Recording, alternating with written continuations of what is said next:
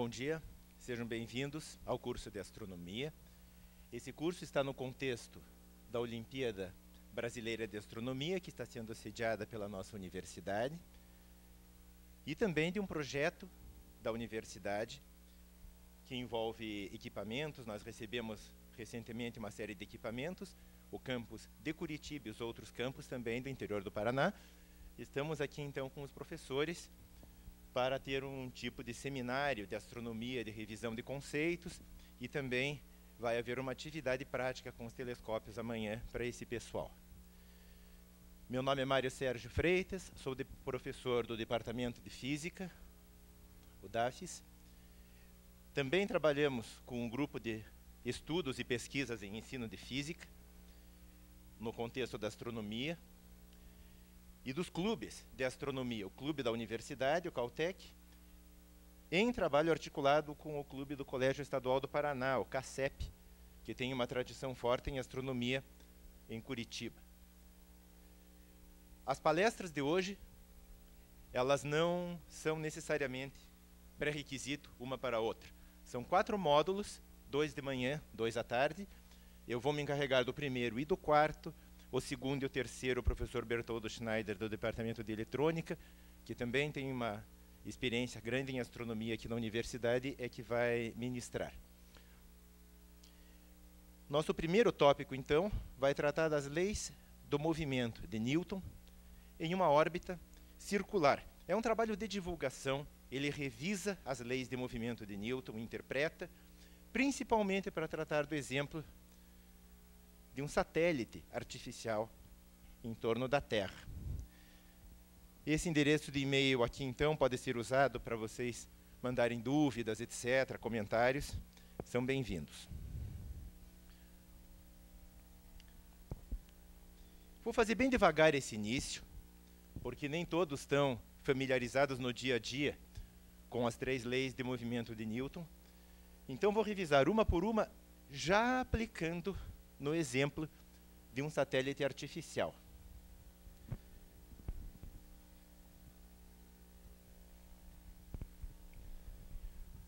Um satélite artificial que orbita a Terra, normalmente é um objeto pequeno. Ele pode ser observado a olho nu no céu. Muitos de vocês já podem ter visto o satélite artificial cruzando o céu. A aparência dele é de uma estrelinha, não diferente em aspecto de uma estrela, mas ao passo que as estrelas se movem muito lentamente devido à rotação da Terra, o satélite artificial ele aparece navegando no céu entre as constelações. Visivelmente o movimento dele é visto como se fosse um tipo de avião mesmo, andando no céu, mas é um pontinho brilhante. E é muito bonito de observar, e alguns deles são muito brilhantes, como a Estação Espacial Internacional, alguns satélites Iridium, às vezes do telescópio Hubble, são vistos com bastante brilho no céu. Nós vamos, então, colocar as leis de Newton aqui no contexto desses satélites artificiais. A primeira lei de Newton, ela não se aplica aos satélites artificiais que estão orbitando a Terra, por uma razão simples. A primeira lei de Newton, ela trata de corpos que estão livres de forças. E nenhum satélite nas cercanias do globo terrestre, do nosso planeta, está livre de forças. Ele está sofrendo atração gravitacional. Então, este exemplo que está aqui é um satélite fictício que esteja muito longe da Terra ou de outras massas que atraiam ele gravitacionalmente. Então, imaginem, longe, no espaço intergaláctico, muito longe, um satélite que tenha eventualmente se perdido. Isso não acontece, é uma coisa ficcional, mas que ele esteja vagando no espaço muito longe de qualquer fonte de atração gravitacional. A primeira lei de Newton diz que este satélite, solto no espaço, ele vai estar necessariamente em repouso ou, alternativamente, se movendo com uma velocidade constante. É importante notar que quando fala velocidade constante, a gente não se refere só ao módulo, à intensidade da velocidade. A velocidade, ela envolve também uma orientação, uma direção e um sentido. Uma velocidade pode ter o módulo constante, pode ter a mesma taxa de variação, mas ela variar em orientação, por exemplo. E isso é variar a velocidade. Então, quando eu falo a velocidade constante, quer dizer que não muda nem o módulo, nem a direção, nem o sentido. Os três ficam constantes. Isso que significa velocidade constante. Eu esqueci de passar a lista de presenças para vocês. Você, faz favor. Desculpem, Ana, por ter passado antes de começar. Obrigado. Então, revisando, a primeira lei de Newton, ela se refere a um corpo livre de forças e anuncia que esse corpo necessariamente vai estar em repouso ou com a velocidade constante. Há uma coisa importante aqui. Vão existir situações de equilíbrio em que o corpo não está livre de forças, mas está em repouso ou com velocidade constante. O que quer dizer isso? Ele não está livre de forças, mas as forças que estão atuando nele estão se equilibrando. Não é a mesma coisa que estar livre de forças. Tem uma diferença importante, então. A primeira lei de Newton se refere ao corpo livre de forças. Aqui, então, está a figurinha mostrando o corpo, que seria o satélite.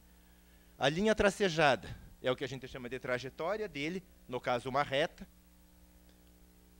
E aqui, a seta azul é o vetor velocidade. Essa notação que mostra a flechinha em cima da letra é o vetor velocidade que envolve o módulo, a direção e o sentido. Então já sabemos que os satélites em torno da Terra orbitando não se enquadram aqui para a primeira lei. Passamos então para a segunda lei do movimento de Newton. Agora sim, já tenho aqui esquematicamente a Terra, marcada por esse ponto, e o satélite, naturalmente, a figura está totalmente fora de proporção. Isso daqui é um esquema. Essa órbita mostra um círculo em perspectiva, por isso que ele está aparecendo aqui ovalado. É para mostrar que essa parte está mais na frente do que aquela. Isso não é uma órbita elíptica, é uma órbita circular. É no contexto que nós estamos trabalhando. Antes de enunciar a lei, vou mostrar então a figura, a Terra no centro do círculo, o satélite descrevendo este círculo em torno desse centro. No satélite, de novo, está mostrado aqui um vetor velocidade, só que agora esse vetor velocidade, se passar o tempo, ele não continua sempre percorrendo essa reta, ele vai dobrando para a esquerda aqui e sempre tangente à trajetória e com um módulo constante. Está sendo mostrado também dois vetores que apontam para o centro, onde está a Terra. Um vetor aceleração, que é uma variação da velocidade no tempo, e um vetor força resultante.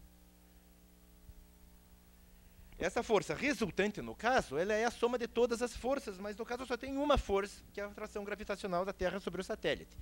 Mas a lei de Newton, ela fala da resultante das forças. Então, ela é geral. Para outros casos que tivesse outras forças, eu teria que somar outras. Aqui, no caso, é só gravitacional. Este vetor aceleração, o efeito dele, como ele é perpendicular à velocidade, ele não afeta o módulo da velocidade. Só se ele tivesse uma componente no sentido da velocidade que ele iria afetar esse módulo. Isso acontece em outros casos. Aqui, esse vetor, ele só vai fazer com que essa velocidade dobre continuamente tangente à trajetória, ou seja, uma aceleração que aponta para o centro. Nesse contexto, como a gente interpreta, então, a segunda lei de Newton? O enunciado dela é que a resultante das forças sobre um corpo é sempre proporcional à aceleração instantânea do corpo. Isso vale para todos os instantes do movimento, a segunda lei de Newton. Dizer que é proporcional quer dizer que se eu tenho uma igualdade, do lado esquerdo está a soma das forças, seja quantas forem, e que tipo de força atuarem aqui, isso é colocado do lado esquerdo, não vale só para gravitacional, vale para força elétrica, força magnética, etc. E do lado direito, a aceleração, que é a taxa de variação da velocidade, multiplicada por uma constante, que é a massa desse corpo aqui. Isso daqui é muito esclarecedor para responder algumas perguntas frequentes sobre o movimento de satélite que a gente vai ver mais no final. A gente passa, então, agora para a terceira lei de Newton, ainda falando de órbitas de satélite. A terceira lei é conhecida como lei da ação e da reação, ela é muito frequentemente mal interpretada. Então, nesse contexto, dá para entender melhor o que é a terceira lei de Newton. Está sendo desenhado aqui dois corpos, um é a Terra, que agora eu fiz questão de desenhar aqui como um planetinha mesmo, que eu estou chamando de corpo 1. É uma convenção, podia chamar o outro de 1, estou chamando a Terra de 1 e o satélite de corpo 2. A segunda lei de Newton diz que no satélite atua uma força de atração provocada pelo corpo 1. Então se usa essa notação em que o vetor força vem com o primeiro índice 1, que é o causador da força, e um segundo índice 2, que é onde a força atua. Isso é a força que a Terra aplica no satélite, que vai causar aquela aceleração e que vai fazer com que a órbita dele, então, sempre fique desviando. Pela terceira lei, vai acontecer, sempre que isso aqui acontecer, vai acontecer também uma atração recíproca. Ou seja, lá na Terra, vai aparecer outra força que é provocada pelo satélite. E a Terra vai sofrer uma força que empurra ela na direção do satélite. Essa força agora leva o nome F21, porque o primeiro índice se refere a quem provocou a força, que é o satélite, e o segundo em quem atua a força, que é a Terra. E ainda, a lei diz que a força que a Terra aplica no satélite e a força que o satélite aplica na Terra são iguais em módulo. Mas tem sentidos opostos, claro. Um puxa para cá, outro puxa para cá. É sempre uma força de atração e você vai ter sempre esses dois sentidos. Então, cuidado ao interpretar a terceira lei de Newton. Ela não fala de forças que atuam no mesmo satélite, duas forças iguais. Isso não é terceira lei. Há quem pense, tem uma atração aqui, então vai ter uma força que puxa para fora. Isso não é terceira lei. A terceira lei, um corpo atua no outro, o segundo atua no primeiro, então. E isso não é uma situação de equilíbrio. Equilíbrio é quando as forças que atuam no mesmo corpo se cancelam. Feita, então, essa revisão das três leis,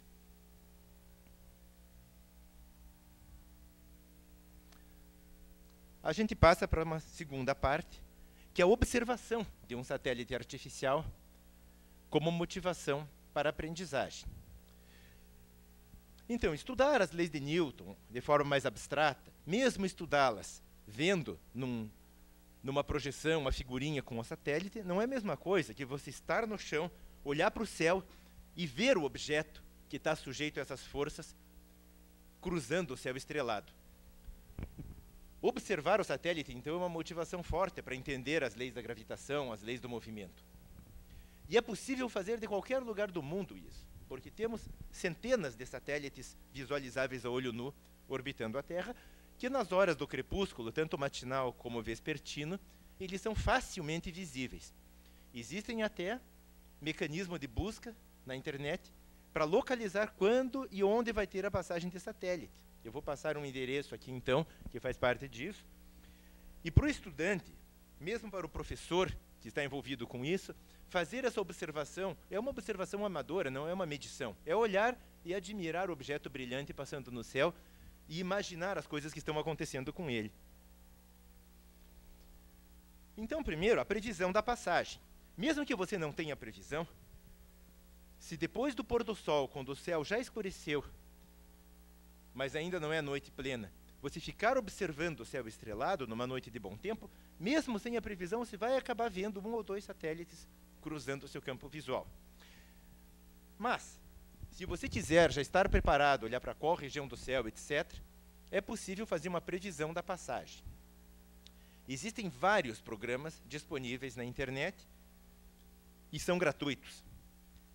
Alguns exigem um cadastramento, mas ele é gratuito. Você põe o seu